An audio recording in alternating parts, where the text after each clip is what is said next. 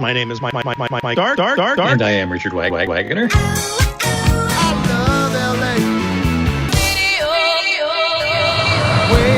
We're back. Do exactly as we say and no one gets hurt.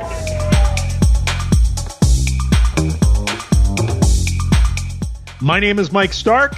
And I'm Richard Wagner. And welcome to Radio Waves and Other Noises, our Radio Waves reboot. So exciting.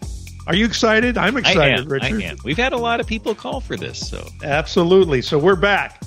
Radio that we've been reporting on over the last 300 plus shows has changed. So we thought it was time for us to retool our show. With our new show and what we've got planned with a spinoff of this show, we'll give our listeners the best of both worlds. This show will be expanding to include all things audio, from what is still happening on the radio dial to satellite radio to webcasting, podcasting, and interactive social media sounds. We'll continue to document past radio history with our career-spanning interviews from those that have entertained us over the years. We're going to start this new journey by going back and rebooting an interview I did with LA Radio's original documentarian, Don Barrett, who we recently lost. In this first episode, we'll hear about his history, and then in subsequent episodes, we'll chronicle with him a modern-day history of LA radio.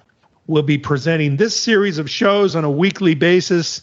At the end of this series, we'll be taking this show monthly with some fresh new content that should help us all look beyond the radio dial. But you still love radio, right? The local radio scene, other terrestrial radio happenings, well, we've got you covered there as well. With a new spinoff hosted by Richard. Richard's new show will begin once this show moves to a monthly status. The idea is to continue through Richard's show the traditions of the old Radio Waves format. I think between the two shows, you're going to get a wider look at audio in general and still get the nostalgia of the medium that many of you enjoy. So, Richard, tell me about this new show. Well, speaking of Don Barrett, my plan is to continue his tradition of looking at things in a positive way. The focus will be to highlight stations and personalities and promotions and everyone that does things right. It'll hopefully be separate from the column, primarily in content, and hopefully will expand the universe of radio and entertainment. I want to think of it as the great entertainers. There you go. All right. Don Barrett was the operator of LARadio.com. He was the unofficial keeper of LA radio history, and we lost him recently, so we thought it would be appropriate to start our new journey with Radio Waves and Other Noises with his insight into where we've been. Your thoughts on Don Barrett, Richard? What an amazing radio cheerleader. He was someone who he knew so many people. He worked to get them on better feet sometimes if they were struggling. He liked to promote them when they were doing things right. But I think the main thing with him is it was the positiveness that he always brought forth. He made me a better writer for the radio column because he kind of had me look at things a little bit differently.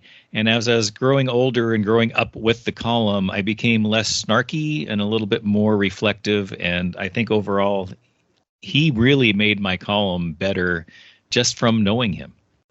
In this first episode, you'll hear about Don's history and how he grew to love the medium of radio and his journey to writing books on the subject, documenting LA Radio's history on his website, and also some insight into where radio is today and where it might be headed. So let's get rolling.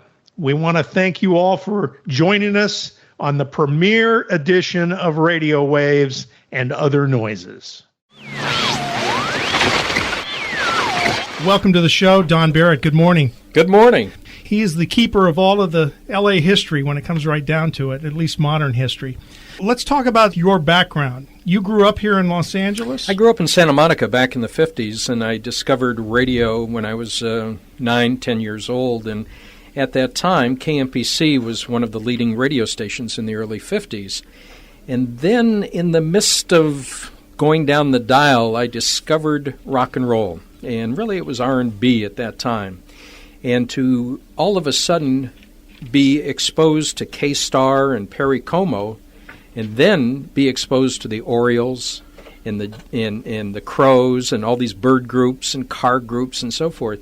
It was really a transforming part of my life, and from that moment on, I knew that I wanted to be in radio for the rest of my life. So, like so many of us, it was the music that got you involved in radio originally then? Music originally, and then what I was fascinated with was what happened between the records. Those early disc jockeys in the 50s and 60s in particular were the ones who were communicating to the young people what was going on in society. That's where we went for our information. This is where we went for the latest trends, the latest styles. They were the ones who communicated with us. Far cry from today, where the outlets are everything from Nickelodeon to the cable outlets and so forth. But back then, this is where young people got their information. So you went to college, and did you take radio in college? Or? I did. I graduated with mass communications, but one of the keys for me was when I was 16, I met Earl McDaniel, who was the morning man at KPOP. You had not only Earl and Morning Drive playing Elvis Presley and Fats Domino and all this wonderful music, and as you pulled up to Santa Monica High School, it was like it was one giant loud speaker from all of the cars playing KPOP. It was the only station playing rock and roll at that time. They had Art LeBeau in the afternoons doing his drive-in requests from Scrivener's Drive-In. Hunter Hancock was involved. And so that was really the beginning for me. And I met Earl McDaniel at a Palladium event. And we became best friends. And he has been my mentor from the day that I met him. KPOP, what was the frequency? Of course, 1020. It was AM. Everything was AM back then. Right. 1020. It's a Spanish station now, KWKW. So they were at 3rd and Western in an old mortuary building. Let me see if I got these stations right and your professional career. KNEZ Lompoc. That was my first job, 1965. On the air? 10th, on the air, yeah. Afternoon drive, 3 o'clock. On came the Supremes and Stop in the Name of Love, and I was off and running. I'd love to hear some air checks of you. No, you're such a, you chronicle LA radio so well. It'd be great to hear. KUSN St. Joseph, Missouri. Rich Brother Robin hired me to do mornings in St. Joseph. I went from a 25,000 population town to a 100,000 population town, so I thought that I had died and gone to heaven. But there is no heaven in Missouri, I'll tell you. Cold, too. Very cold. Home of Walter Cronkite. And 67 KABL, San Francisco. Well, I joined Gordon McClendon in 1967, and I was part of a mentoring group called the Magnificent Seven. We all went to Dallas for 30 days of intensive training, and then the 7 of us were dispatched to his 7 markets. That's all you could own back in the late 60s, is 7 a.m. and 7 FM stations, right. And he owned 7. And we all went to a station. I went up to cable in San Francisco, which was a beautiful music station. Then I have that you were the national PD for McClendon. Gordon McClendon had a beautiful music operation as well as rock and roll, and he was the first that had an all-news format in the world. We all think that KFWB did it, but it was really Earl. It was Extra News. Sure. 690 out of Rosarita Beach. Right.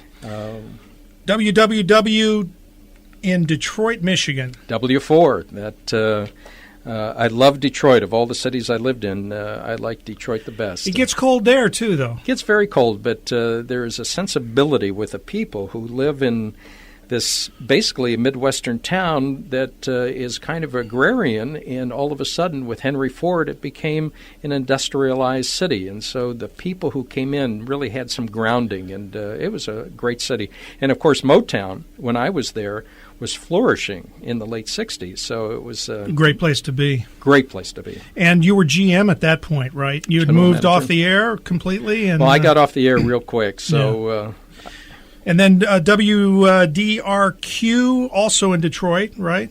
Bartell owned WDRQ, and it was at a time where the FCC was demanding that radio station combination AM/FMs had to separate the programming. Right. So what many of them did is just sell off one of the properties, and a lot of these operators thought that FM would never make it.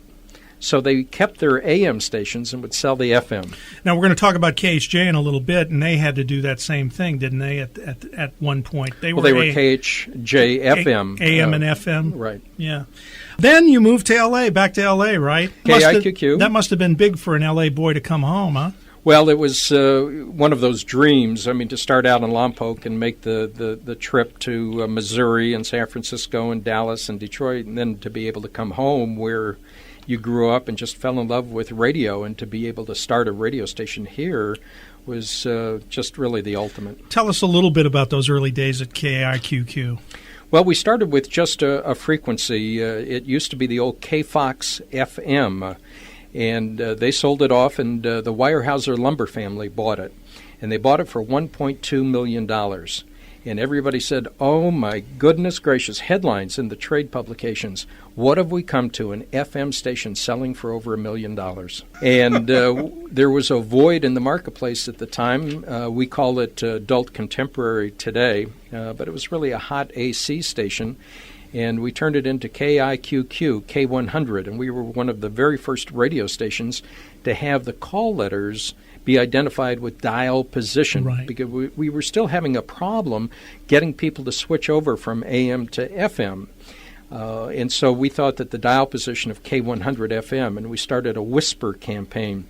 Psst, K100 FM, pass it on. When you first started out, there were no jocks, right? But we were on the air jockless for about 10 days, and then what we did is every few days we would introduce another disc jockey, and then they would stay on. So it would be jockless, and then a jock, and so forth. So we brought in Mike Butts, who had a great career. He worked for me in Detroit, and he was also in St. Louis to be our morning man, Butts in the morning. Right. And then we had Hurricane Hines. Craig Hines started Transstar Radio later on and became Afternoon Drive at KBIG. Noon to 3 was Roger Christian, who goes back to the KHJ days, and he was what a wonderful, wonderful man. He worked noon to 3. And we brought up a fellow from San Diego, Gene West, worked for us from Afternoon Drive, and then Steve Mitchell came in from WMYQ in Miami, and we were off and running. Jim Maddox was our all-night man, who went on to be general manager of some wonderful stations, including K-Day here in Los Angeles and a big station in Houston. And he eventually moved into Morning Drive with Mike Butts. I want to talk a little bit about the book that you wrote. How did that come about? Where did you get the idea to chronicle L.A. radio, basically? It's an encyclopedia of L.A. radio people is what it really comes down to. Where did you get that idea? Where did that come from? Well, I think like all ideas, they kind of evolve. I didn't set out to write a book about Los Angeles radio. I was curious what had happened to the original KFWB Seven Swinging Gentlemen. And the computers were just coming in about this time, and so I would find Ted Quillen in Las Vegas. So I'd talk to Ted, and I'd get a little information about him, and I'd put it into a database, and then I'd find another one. So eventually I had all of the original KFWB disc jockeys. So I said, well, KRLA was big at that time, and I loved the 1110 men, so I went and found all of them, put them in the database. And then I started adding one or two just in my free time, and somebody was looking over my shoulder one day and said, wow, would this make a great book? And I said, yeah, maybe for one or two people, but I mean, what's the fascination? And then it dawned on me, the whole mystery of disc jockeys and radio people is that we are nomads, that we come out of nowhere. All of a sudden you turn on your radio and there's a strange voice. There's a new voice. And we become enamored with them. We begin to revolve our day around some of these individuals. We get up in the morning and brush our teeth with these people. We go to bed with these people. And then one day they're gone. And so what I wanted to do with the book was where they came from, where they worked when they worked in Los Angeles, Right. and where they went when they went. And so it's kind of a snapshot of the people who entertained us. There's over 4,000 people who have entertained us in the last 50 years. Let's talk a little bit about your website. When you started the website, it was basically just a daily news column. Did you have any idea the community that you would be creating in this website when you started it? Well, it's kind of like starting the book. I had no idea where it would go. What had happened when I spent 4 years on the second volume of the book, came out in 1997. 4 days after the book came out, the real Don Steele died. A couple of months later, Emperor Hudson died. A couple of months later, Roger Barkley died. And a couple of months after that, Robert W. Morgan died. So here were 4 huge personalities in Southern California radio, and my book was out of date. The website started for 2 reasons. It was to update the book and to sell the book. So Right. It became a marketing tool in the beginning. Then it just kind of evolved to what I would like to think is a reservoir of just every conceivable piece of information about the history of Southern California radio. There have been some wonderful contributors. Jim Hilliker up in Monterey, who worked in Southern California. Jim has made that site so rich in talking about the early beginnings of Southern California radio. Let's talk about, since you've put the website up, some of the top radio stories that you've covered over the last few years. What comes to mind as maybe the top 2 or 3 radio stories that you've had to deal with over the last few years? And I know a couple of them probably aren't too pleasant. Well, consolidation is high on the list of consideration. In fact, the FCC is in the midst of re-evaluating what they had done. 1996 was the year that deregulation took place. And for the most part, it was probably a good idea. Radio got the tail end of it, though. And what has happened is these limits where just in a marketplace you could have maybe 30 owners. Now you have in Southern California 3 or 4 owners.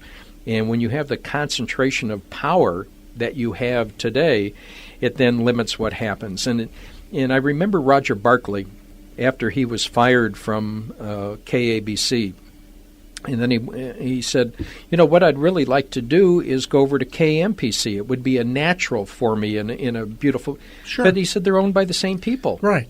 He said the same guy that fired me is also program director of KMPC, so I have no place to go. That's right. And this is before consolidation, so it's even worse now. So if you are not part of Clear Channel or Infinity or ABC, which are the 3 primary English-speaking owners, you have very little choice on where to go. I think that's been the biggest story. I think the consolidation of power has resulted in a consolidation of jobs where you have, maybe for all the right reasons, one general manager running a number of radio stations, one program director programming a number of radio stations.